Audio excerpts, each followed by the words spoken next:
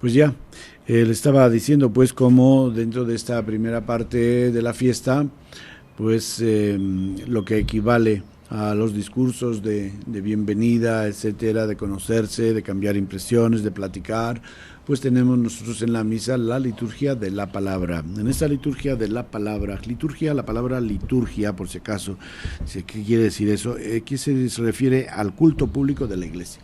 Culto público de la iglesia, es decir, el culto que se hace en nombre de toda la iglesia, eso significa público, se llama en griego liturgia. Vemos como tantas cosas que usamos nombres latinos y nombres, palabras griegas, pues hemos conservado ese término, liturgia. Bueno, pues tenemos la liturgia de la palabra, que quiere decir el culto de la palabra de Dios, en la cual pues los domingos, vamos a tomar el domingo como modelo de la celebración de la Eucaristía, de la misa, pues tenemos una primera lectura que es del Antiguo Testamento o de los Hechos de los Apóstoles, una segunda lectura que es del Nuevo Testamento, es decir, de las cartas o del Apocalipsis, y luego tenemos la tercera lectura que es el Evangelio.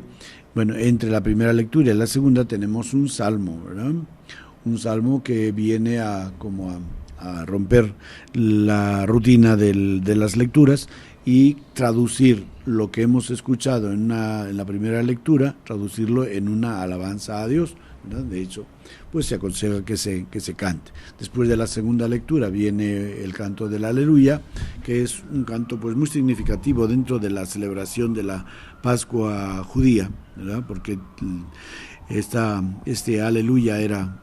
Con eso se concluía, con el gran Hallel, se concluía la cena pascual, el canto de alabanza que proclama pues la alabanza a Dios por la entrada en la tierra prometida. Bien, pues, como digo, esta celebración de la palabra, normalmente la primera lectura y el Evangelio están relacionados. Nos dan el mismo mensaje, el primero desde el punto de vista del Antiguo Testamento y el Evangelio desde el punto de vista de Jesús, ¿verdad? Luego la segunda lectura pues a veces coincide, a veces no coincide y nos da otro punto de vista que normalmente es un poquito como una exhortación a la vida, ¿no? La primera lectura y el Evangelio son más exponernos un misterio, y la segunda lectura es conjuntamente con el Salmo, es algo más práctico que toca más directamente nuestra vida, pero en el sentido de decir, mira, esto bien, esto no lo hagas así, esto sí, o hacemos una oración con la cual correspondemos a la enseñanza que hemos recibido en la primera lectura. Ciertamente que toca nuestra vida, obviamente, pero más del punto de vista del misterio, la primera lectura y el Evangelio, mientras que la segunda lectura es un poco más parenética, es decir, exhortativa, de tipo moral. Y luego, pues viene, después del Evangelio, pues viene la homilía o las palabras del sacerdote con las cuales trata de explicar el mensaje que se ofrece en ese día, porque este mensaje, estas palabras, son las que dan la variedad y el sentido a celebrar la Eucaristía. Pues es como, no sé, imagínense que todos los días comemos lo mismo, pues no, ya nos cansa, todo nos va a cansar, nos va a cansar el chuletón, nos va a cansar el espagueti, nos va a cansar el pescado, la langosta, todo por muy rico que sea. Si todos los días comiéramos igual, pues ya estaríamos, ya no tendríamos ni ganas de comer, como dice la Biblia del pueblo de Israel cuando tenían que comer todos los días el maná, ¿no? Imagínense durante tantos años comiendo la misma comida. Bueno, pues por eso pues la Iglesia nos va dando distintas lecturas y el sacerdote trata en su homilía o sermón de exégesis y de aplicación de las lecturas, trata de aplicarlo a la vida, ¿verdad? Bueno, no es a veces un poquito difícil pues agarrar el punto. ¿Por qué? Porque el público que normalmente tenemos en la misa es muy variado. Esto lo tenemos que tener en cuenta, hermanos. Cuando los que van a misa, a veces puede decir, ay, pues el padre habló de estas cosas o de tantas cosas y habló de un estilo que no sé. Bueno, lo malo es que nadie le entienda, pero a veces se tiene que tiene que hablar un lenguaje que esté un poquito para todos, que sea para todos, y en la misa hay niños, en la misa hay jóvenes, en la misa hay ancianos, mujeres, hombres, etcétera, gente de una posición social, de otra. Entonces sí es difícil el hablar de tal manera que todos lo entiendan. Dicen que cuanto más sencillo se habla, pues mejor se entiende. Que en las misas de niños, por ejemplo, que tratamos de hablar de una manera mucho más asequible para que los niños se entiendan, es lo que mejor entiende la gente mayor. Bueno, pues, pero a lo que voy. Entonces tenemos esta dinámica, y después de esta explicación viene la profesión de fe o el credo, con lo cual estamos diciendo: creo todo esto que yo he escuchado, todo esto que me ha dicho Dios a través de su palabra, que me ha dicho el sacerdote, en nombre de Dios, todo esto lo acepto, creo en Dios Padre Todopoderoso. Hacemos la profesión de fe y con todo eso asumimos la enseñanza que hemos recibido.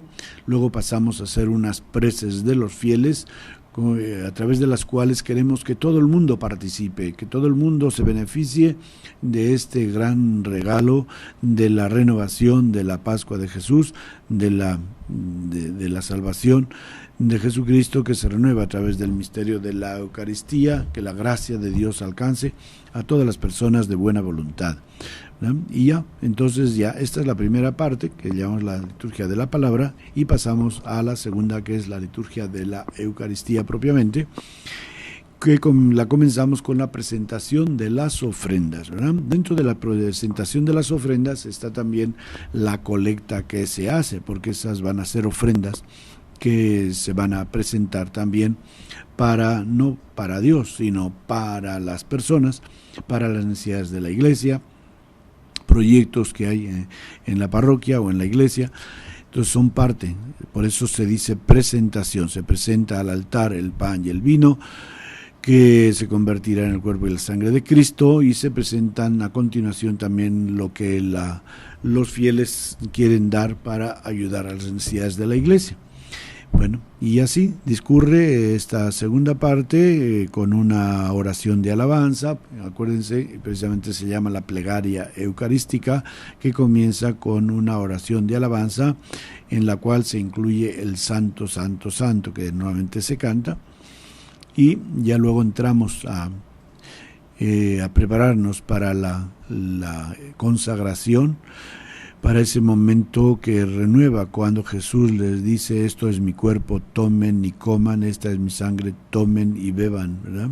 Entonces vamos a renovar esa experiencia, porque Jesús nos ha dicho que lo hagamos en memoria suya, y por tanto, pues eso mismo que les dijo él a los discípulos, de que ese pan que les daba era su cuerpo, era... es un poco difícil de entenderlo esto, pero pues él dice: esto es mi cuerpo, tomen y coman, y va, ¿no? Obviamente que los accidentes, las apariencias son de pan, y así pasa pues también en nuestra Eucaristía, pero nosotros por la fe comulgamos el cuerpo de Cristo, con lo que supone de gracia, de fuerza espiritual para nosotros, ¿no?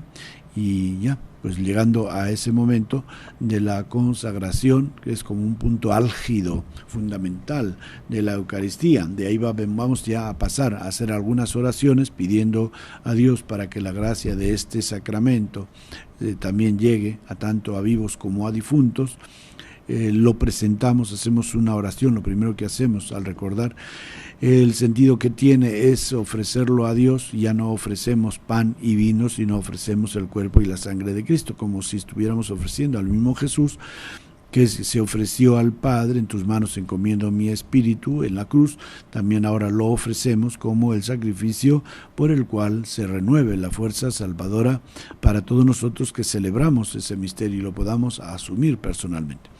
Y después de esto, pues ya pasamos, bueno, se concluye esta parte con una alabanza, porque recuerden que, como les he dicho, no les he dicho, pero el término Eucaristía, ese término griego, significa acción de gracias. Entonces, lo característico de la misa es alabar a Dios, dar gracias a Dios por la salvación que Jesús realizó. Por eso esta parte se concluye con una alabanza, cuando el sacerdote toma el pan y el vino, los eleva en alto y dice: por Cristo, con Él y en Él, a ti Dios Padre omnipotente, en unidad del Espíritu Santo, todo honor y toda gloria por los siglos de los siglos. Y la asamblea contesta con fuerza, amén. De esa manera se concluye prácticamente la Eucaristía, con esta oración de alabanza, diciendo de todo esto es, Señor, para tu gloria. Y por eso esa oración se llama doxología, que en griego significa un tratado de alabanza, una oración de alabanza. Doxa es gloria, logía, lo que trata de la gloria, es decir, una oración de al glorificar a Dios. Pero ya se nos acaba este pedazo y no sé si será todavía el final del programa, ¿no, verdad? Todavía nos queda otro pedacito, ¿verdad? Vale, pues una pausa.